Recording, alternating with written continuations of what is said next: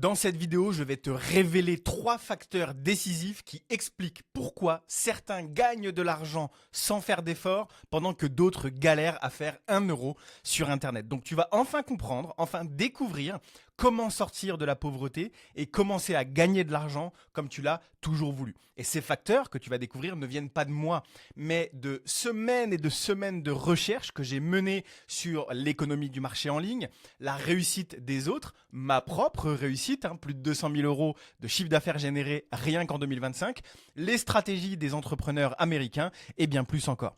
Et ces facteurs vont te permettre à ton tour de maîtriser les rouages de la réussite dans le business en ligne. Parce que tu t'es jamais demandé pourquoi certains semblent absolument tout réussir, tandis que toi, chaque business que tu as lancé t'a demandé des mois de bataille pour à peine quelques centaines d'euros, alors que merde quoi, il y en a qui se blindent les poches absolument sans effort. Quand on voit des valorisations à 100 millions d'euros, 50 millions, 2 millions, 375 millions, il y a forcément un truc. Sauf que toi, à force, tu penses peut-être que c'est faux, alors que en France, il y a 2,98 millions de millionnaires. Ouais, quand j'ai fait les recherches, moi aussi ça m'a étonné, c'est énorme, il y a des millionnaires absolument partout. C'est juste que toi, tu préfères peut-être fermer les yeux, mais dans cette vidéo, je vais te donner les 3 facteurs essentiels à connaître dès maintenant pour enfin commencer à gagner de l'argent sur Internet. Donc, il y en a 3. Le premier facteur, il est purement économique. Le deuxième facteur, il est dû à une anomalie de marché.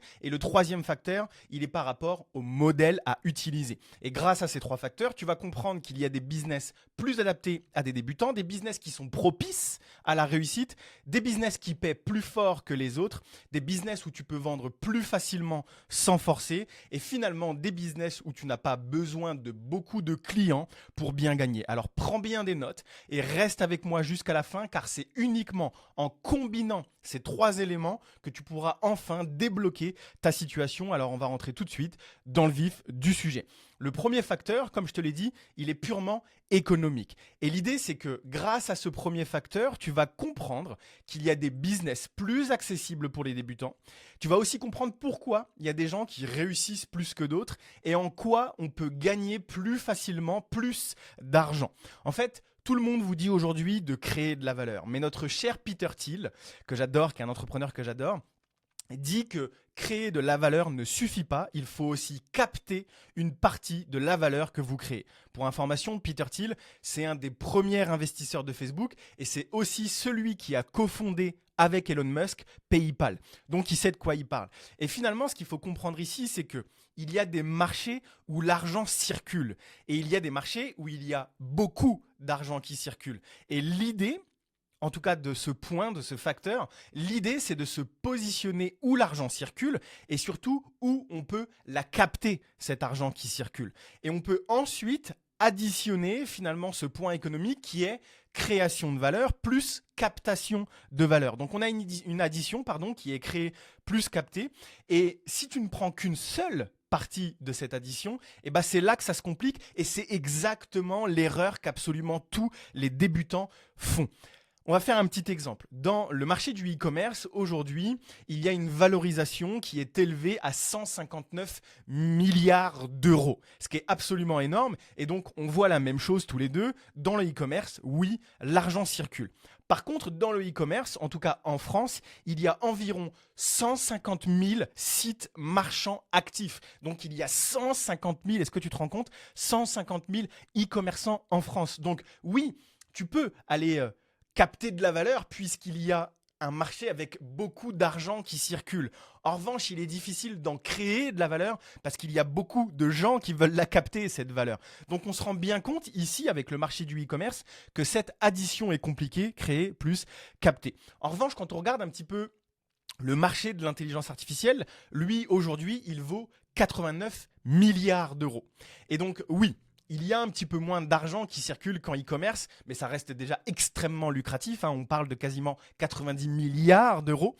Et il y a quelque chose qui est vachement intéressant à analyser, que j'ai trouvé lors de mes recherches et qui va te permettre de comprendre que tu vas pouvoir enfin créer de la valeur comme ça s'est passé à l'époque dans le e-commerce parce que l'histoire se répète. Regardez ce que j'ai découvert en analysant un entrepreneur que vous connaissez très bien, je vais y arriver, à savoir notre cher Yomi Denzel.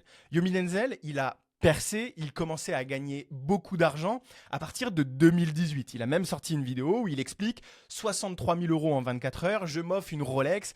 Vous voyez, il avait une tête toute jeune, un petit tableau derrière lui, le col monté jusque-là. Et c'est là où il commençait à vraiment gagner de l'argent. Et quand on fait un comparatif entre le e-com et l'intelligence artificielle, eh ben on comprend quelque chose. En 2018, l'e-com, c'était 91 milliards d'euros. En 2025, l'intelligence artificielle, c'est 89 milliards d'euros. Il n'y a que 2 milliards d'euros et c'est absolument négligeable dans un montant comme cela. 2 milliards d'euros, c'est rien quand on parle de 90 milliards d'euros. Ce que je veux ici mettre en lumière, c'est que aujourd'hui, en 2025, c'est le même moment où a commencé Yomi Denzel à se lancer.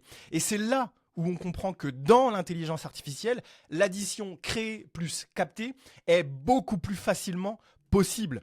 Et surtout, en dehors de tout ça, eh ben la France compte seulement 1000 startups dédiées à l'intelligence artificielle.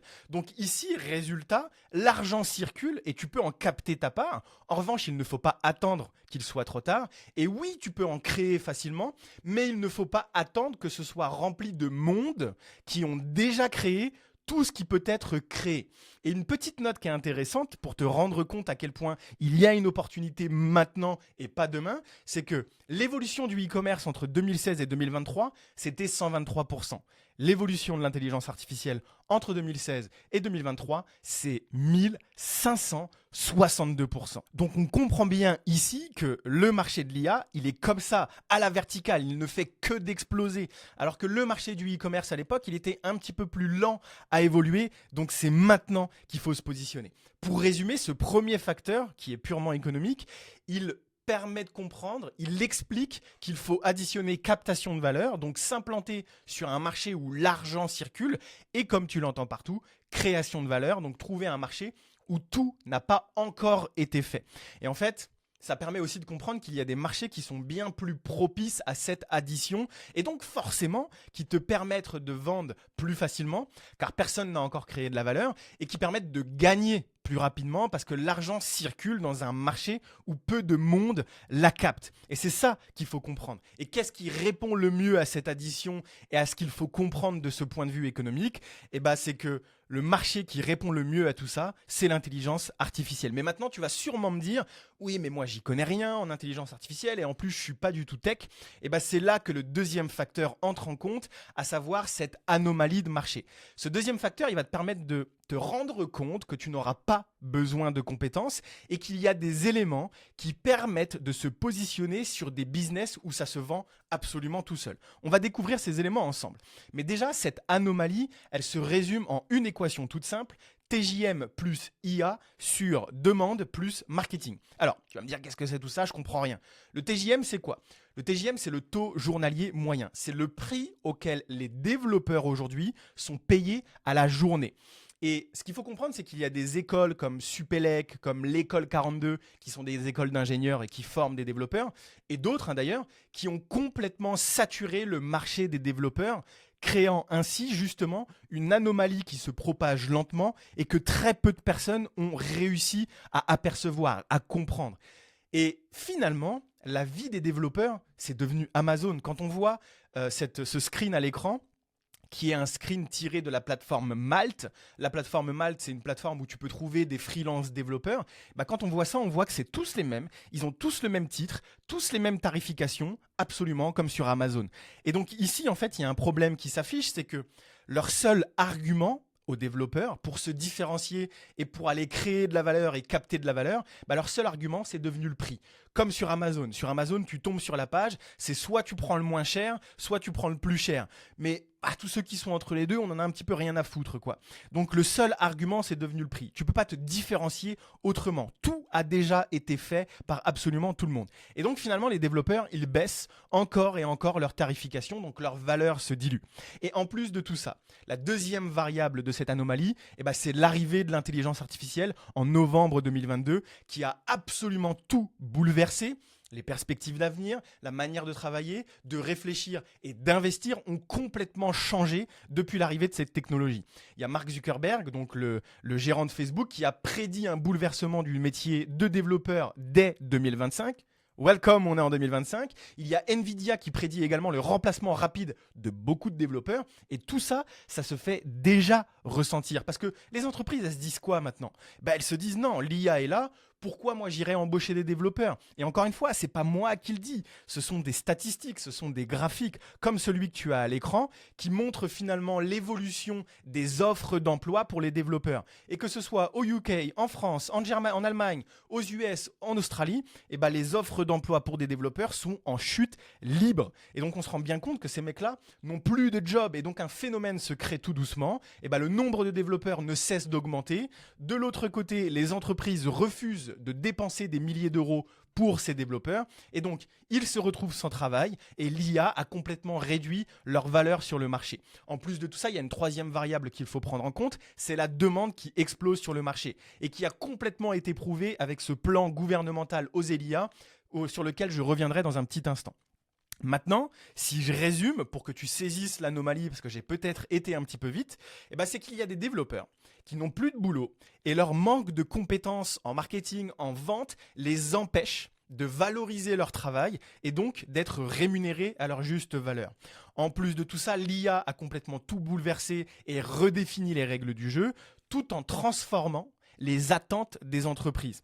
Et donc maintenant, ces mêmes entreprises, elles cherchent à intégrer l'IA dans leur quotidien et ce, pour survivre, parce que ça devient une nécessité aujourd'hui. Et tout ça a été prouvé, encore une fois, pas par moi, par des rapports qui ont été créés, qui ont été analysés, qui ont été travaillés, notamment un Future of Jobs Report, qui est un rapport du World Economic Forum. Je vous invite à vous renseigner sur ce qu'est le World Economic Forum. Vous allez voir qu'on ne parle pas de n'importe qui. Et il y a également le cabinet BCG, un des cabinets de conseil les plus prestigieux du monde, qui a également sorti un rapport. Et donc, les deux rapports expliquent que c'est maintenant, c'est tout de suite qu'il faut, en tant qu'entreprise, investir dans l'IA. C'est tout de suite qu'il faut se former à l'IA. C'est tout de suite qu'il se passe quelque chose autour de tout ça. Et ça a été confirmé en France avec le fameux plan Oser l'IA, qui est un plan qui vient favoriser l'adoption, l'intégration de l'IA auprès des entreprises. Et donc finalement, les entreprises commencent sérieusement à se mettre à l'intelligence artificielle et la demande est en train d'exploser. Et sauf que dans tout ça, la majorité des entreprises n'ont aucune foutue compétence pour intégrer de l'intelligence artificielle. Et elles ont besoin de personnes capables de communiquer efficacement, de capter l'attention pour présenter des projets IA qui sont viables et les intégrer justement dans leur fonctionnement à ces entreprises. Et donc tout ça, ça nous amène finalement à la quatrième variable qui est la variable marketing, parce que celui qui maîtrise le marketing, c'est celui qui sait vulgariser, rassurer une entreprise et finalement l'accompagner dans l'intégration de l'IA et elle deviendra finalement son sauveur. Et tout ce que je te raconte là, ça profite déjà à ceux qui ont su saisir l'opportunité. Comme Deyane, il y a quelques jours, le 23 juillet, qui a réaliser une vente à 950 € d'intégration et 140 € par mois. Jonathan pour 920 € et 200 € par mois. C'est pareil, il y a quelques jours. On ne parle pas de choses qui se sont passées il y a 8 ans et demi. Il y a Mohamed qui a closé pour 1800 € et Yasmina qui a fait 3600 € et 400 € par mois. Est-ce que tu te rends compte? Et si tu veux faire comme eux, réserve ta session IA dès maintenant via le lien dans la description. Ce que je vais te révéler lors de cette session IA, c'est les stratégies, donc les niches, les services IA, les outils IA que ces personnes ont utilisés pour tirer parti de tous ces facteurs que je suis en train de te présenter. Et ces personnes, finalement, aujourd'hui, elles maîtrisent les 3 facteurs et elles parviennent à retenir l'attention, à capter des besoins et finalement à vendre des projets IA. Et en fait, cette équation, cette anomalie de marché, elle met simplement en lumière un phénomène sociétal. C'est pas moi qui l'a décidé. C'est que l'IA remplace peu à peu des développeurs complètement dépourvus de compétences alignées avec la société capitaliste. Donc finalement, ils ne comprennent pas comment faire de l'argent, pour résumer. À qui on peut donc, nous, apporter du travail tout en répondant aux besoins croissants d'IA des entreprises. Et en fait, ici, on apporte de la valeur à des développeurs, on apporte de la valeur à des entreprises et on peut facilement capter cette valeur parce qu'il n'y a pas beaucoup de gens qui font cette chose-là. Et ça nous amène tout doucement au troisième facteur qui est lui par rapport au modèle à exploiter. Avec ce troisième facteur, tu vas comprendre qu'il y a des marchés où l'argent se capte facilement et qu'il n'y a pas besoin de beaucoup travailler pour beaucoup gagner. Ici, on va parler de business model. Alors, c'est quoi un bon business model? Eh ben, ça répond à 2 critères, le momentum et la monétisation. Le momentum, c'est se positionner où se trouve l'attention, où se trouvent les tendances économiques et où se trouve le pouvoir d'achat.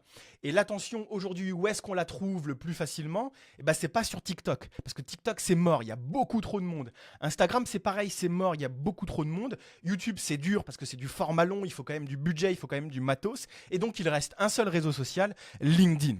Les tendances économiques, est-ce que j'ai vraiment besoin de te dire que c'est aujourd'hui clairement l'intelligence artificielle qui est le plus tendance? On en entend parler absolument partout. Et enfin, le pouvoir d'achat. Le pouvoir d'achat, c'est pas chez la ménagère qui galère avec son SMIC. C'est pas non plus chez l'infopreneur qui a du mal à faire 5 000 euros par mois. Non, c'est chez les professionnels qui ont des entreprises traditionnelles, des vraies entreprises. Et bingo, tu viens d'avoir ma recette. Tu vends des services IA en utilisant LinkedIn et ça à des entreprises traditionnelles. Donc, petit résumé, tu vends des services IA et là, tu as un momentum de marché. Tu vends des services IA en utilisant LinkedIn et là tu as un momentum de l'attention que tu peux capter beaucoup plus facilement et tu vends tout ça à des entreprises donc tu as un momentum de pouvoir d'achat parce que ces gens-là ont du budget et sont prêts à le dépenser. Et la monétisation qui est le deuxième facteur d'un bon modèle, ici finalement on doit répondre à la question comment on gagne de l'argent. Qu'est-ce qu'on vend et de quoi on a besoin pour le vendre? On vend des systèmes IA avec des outils no-code et des LLM. Donc, des outils no-code et des LLM, c'est tout simplement OpenAI, donc ChatGPT, et des outils no-code, ça va être N8N, Make ou des choses comme ça.